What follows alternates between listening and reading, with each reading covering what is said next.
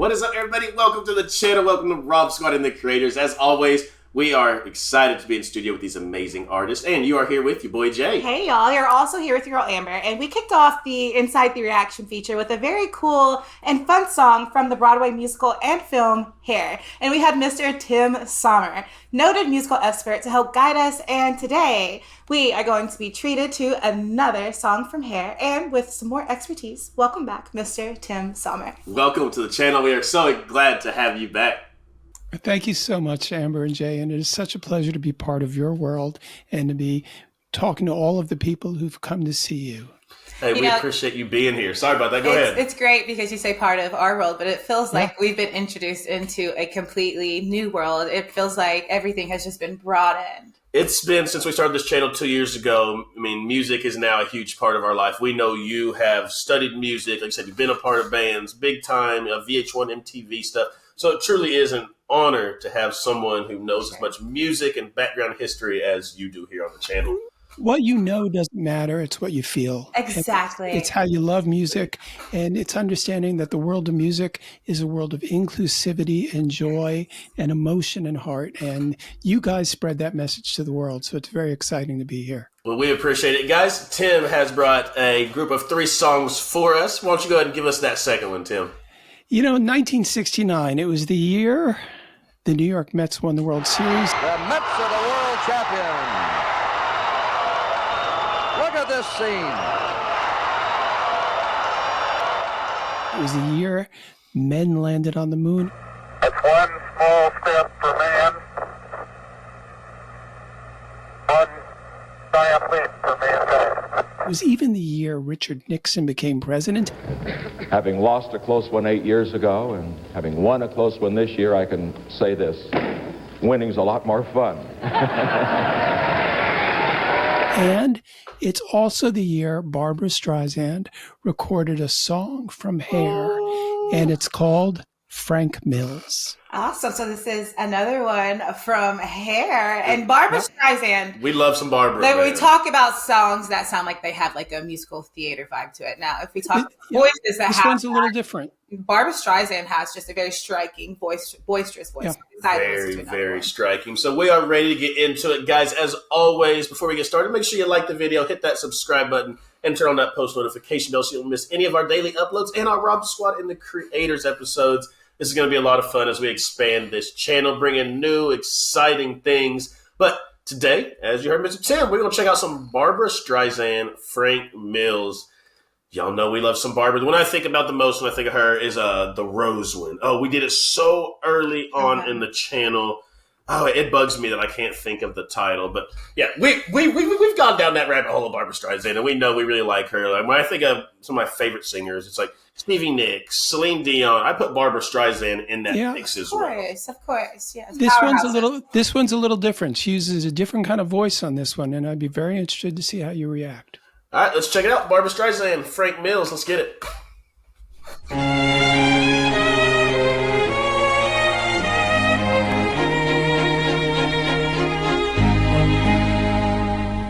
I met a boy called Frank Mills on September 12th, right here in front of Waverly. But unfortunately, I lost his address. He was last seen with his friend, a drummer he resembles George Harrison of the Beatles, but he wears his hair tied in a small bow at the back. I love him, but it embarrasses me to walk down the street with him. He lives in Brooklyn somewhere and wears this white crash helmet. He has gold chains on his leather jacket. On the back are written the names Mary and Mom and Hell's Angels. So he's got. It sounds like he's got all these nice things. He said he's got chains. He's a bad boy. He's a bad boy, but it embarrasses her to walk down the street with him. But she loves him. You said it sounds like he has nice things, and she said, you can have nice things. My daddy would always said if he's got a leather jacket and gold chains, it's a no-go. I don't get like he has all these things. It's a red flag.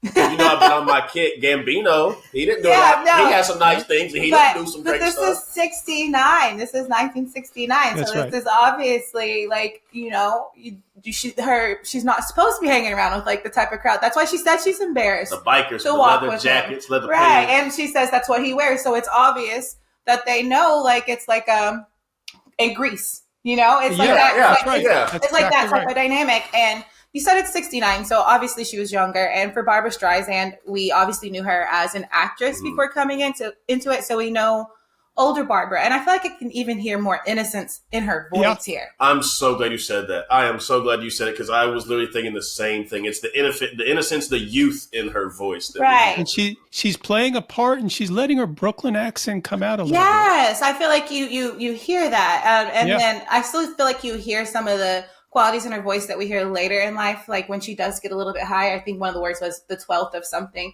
She got a little bit higher and I heard it, but then everything else, I feel like you hear her youth in it, and I feel like it fits because it is this certain type of innocence of this relationship during this time, and I think it makes it even better. Right, and I think we're used to that, this long, drawn-out notes. Look at me. Right, that we're always so fascinated by when it comes to Barbra Streisand. So like you said, this is definitely a different take on her, but it's still really cool. And like you said, my favorite thing about Barbra is the falsetto, the high notes that she can go to. And how quickly she gets there. Absolutely incredible. But you forget that, as you mentioned earlier, she plays characters. She was a person who played characters, who started with musical theater, started with musicals coming to movies. Mm-hmm. And I think that's what's really coming out in this song. For sure. She's playing a character. Yes. I like it. Let's get back. Let me go ahead and switch back over. Let me rewind a little bit. You can't miss any seconds of Barbra. Let's get back. I would gratefully appreciate it if you see him, tell him I'm in the park with my girlfriend, and please tell him Angela and I don't want the $2 back, just in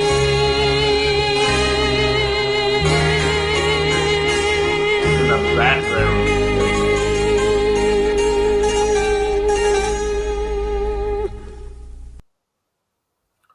She said she wanted him back. She said, "Tell Angela I don't want the $2 back, just him." She wants her bad boy back. She loves the bad boy. She loves the bad boy. Hey, that's what she likes. And when you said that, keep your headphones on. Remember? Oh, thanks. and whenever you said that about her Brooklyn accent, she's kind of letting it come out. Like once I really started focusing on it, she was letting it come out quite a bit. Yeah, that's right. And to see how that kind of helped play into the part and the role of the song that she was singing, I felt like she got it completely across. Yeah. That was definitely a cool take of Barbra Streisand. Thanks for that pick. Now, that's another song from the hit musical Hair, which was an enormous sensation in 1968, 1969, 1970. A lot of artists recorded songs from that musical. And that musical was meant to capture what life was like for young people and for hippies and for counterculture people and for people on the underground in the late and mid 1960s. And this was one part of it. The idea that you meet a boy, maybe he's a little dangerous. In this case, he says Hell's Angels on the back of his jacket. That's right. So he's in a biker gang, but you still love him.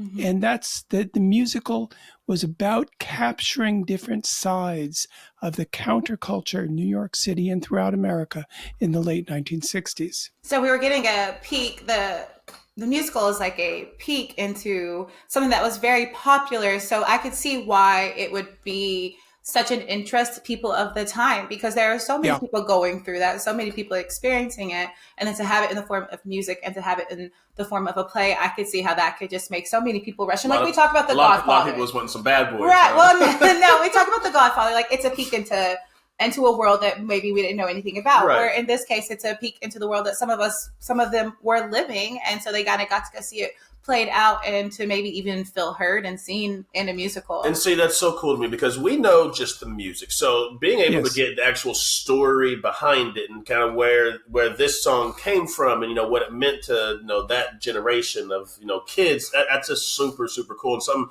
I never would have thought of, you know, unless I did the research. So that's awesome information too. Well, and plus we do know this is a generation that did major changes. I mean, really shocked the They were kind of the start of right? you know, what was going to be. So I could see this musical being so very entertaining. And another fun part about what we've learned from you is I think it's very cool to see how Barbra Streisand came up from like the musical theater world. I feel like that's something that's very, very special because her voice truly had to be what made her absolutely famous. And of course we know why, but I think that shows a lot of tenacity to go through it that way and become famous. Yeah. Well, what's so wonderfully, beautifully old-fashioned about this song is that it brings us back to a time before there were cell phones, before there was an internet, when you could meet somebody on the street, like them, get their phone number, and you'd lose it, or you keep it in your pants when your pants went through your wash, and you'd never be able to find that person again. Oh, I could not imagine those days.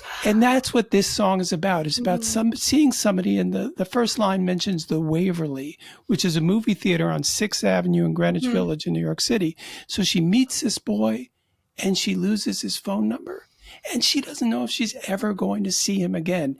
If you can imagine that tragic. Oh my goodness. See, I'm glad you pointed it out because I might have missed the bit where because I was wondering why she said she just wanted him. Yeah. So I missed that bit in the middle where she lost the number, and I could imagine how tragic that would be. Because really, I mean, we are a privileged generation as far as having our cell phones and, you know, having everything just like at the palm of our hands. So we don't know that fear. And so I can't even imagine. Oh, that's back to those passing notes in school. You had to write. You had to write notes instead of texting. Like it's just a completely different world nowadays. But that was super fun. That was awesome to, you know, get that take of Barbra Streisand. Tim, thank you for a great pick again. I'm still ready for your next one coming up. Super excited to see what that's going to be. But for all of you amazing RSR family members, that's going to be it for today's episode. As we always send you out of here, we love you, we thank you, we appreciate you, and remember every single day that you guys wake up, it is truly a blessing and that you are blessed. And for your new family members, to hit that subscribe button down below. We welcome you guys to the channel. Hope you guys enjoy this expansion we are doing, having some great and amazing guests like Tim come on here. But thank you so much. No problem. You guys always have a goal, just like we do. Let them know, Ma. All right, y'all. All you got to do is make somebody smile. We love you guys. Until next time, we'll see y'all later. I met a boy called Frank Mills on September 12th right here.